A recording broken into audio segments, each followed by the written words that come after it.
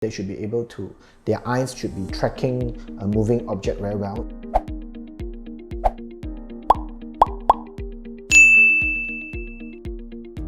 Hi everyone, welcome to AskMeDoctor Season 2, a video series for you parents to learn more about your children's health. I'm Hazel from motherhood.com.my. Babies are born to learn and have many skills to learn throughout many years.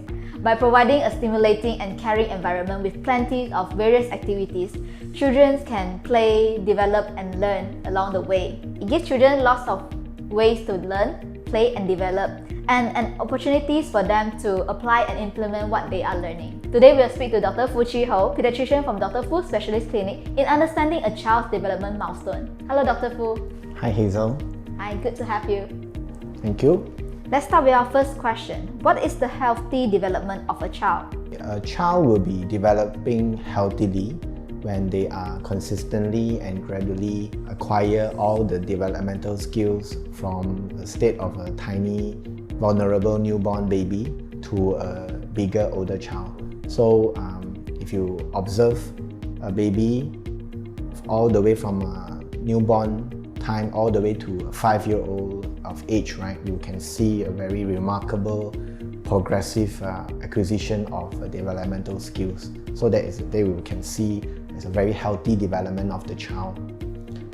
We identified 4 key areas whenever we talk about developmental ability of the child. So the child should be consistently, gradually and steadily acquire skills in the area of gross motor function, fine motor and vision, speech, hearing and their language skills, and also very important, their social, emotional, behavioral skills.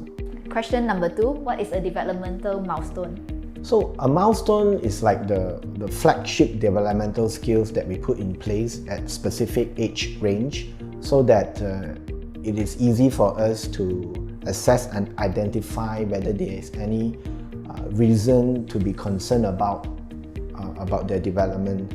So if certain milestone developmental skills are not achieved by a certain age, then it could raise a red flag to us that may make us very concerned whether there is a developmental delay in that child. So then, can you elaborate to us about the development milestone at a glance? A child will be progressively acquire skills from a tiny baby all the way to a bigger child. So in these 4 key areas, let us start with gross motor. In the area of gross motor function, they should have a good neck strength with no head lagging between the 3 to 5 months. They will sit up by 6 to 8 months. Usually they sit up very well, straight back between 8 to 9 months. They usually crawl by 9 months and they will able to pull themselves up to stand up. At 10 to 12 months, they can walk by holding on to their furniture. At around 12 months, they should walk independently by 18 months and then progress into running, climbing, jumping, ball kicking as they move on all the way. After 2 years old, they should be very actively running confidently everywhere and they acquire more and more motor skills. When we talk about fine motor skills, right? Fine motor coordination is very much linked up with their vision. So we assess by their vision first. By 6 weeks to 2 months old, they should be able to, their eyes should be tracking a moving object very well, usually your face or a very bright, interesting colored object, so they can, the eye will follow a moving object from left to right, okay? And then by 4 months of age, they should reach out for a toy, able to try to reach out for a toy. And then by 6 months, they can use their palm to grasp a toy.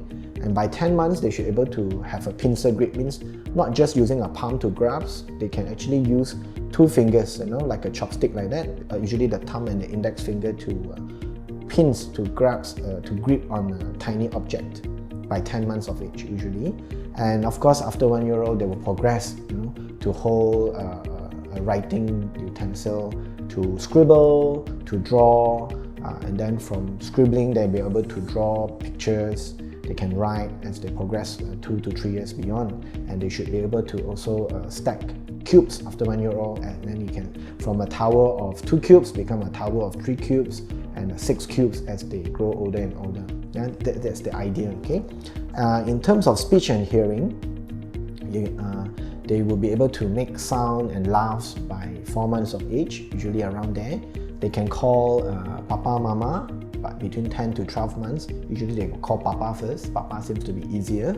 At around 12 months, they should also have 2 to 3 words besides Papa and Mama, and they should be able to understand when they are called, and they can understand simple instructions by 12 months. They can understand no, they can understand come here, right? By 1.5 years old, they should be able to point to their body parts when named, such as show me where's your eye. They should be able to point to their eye, where's your nose, where's your ear, something like that. At least 3 body parts by 18 months. This shows that they are able to receive the audio message, be able to process in their brain and execute it out. Comprehensive language is very important. The child between the age of 1 to 2 years old, they should demonstrate a very good level of comprehensive language. As for expressive language, how many words they can talk, it can be more subjective and has a broad variation between children to children. But you must have comprehensive language before you're able to speak out, to express.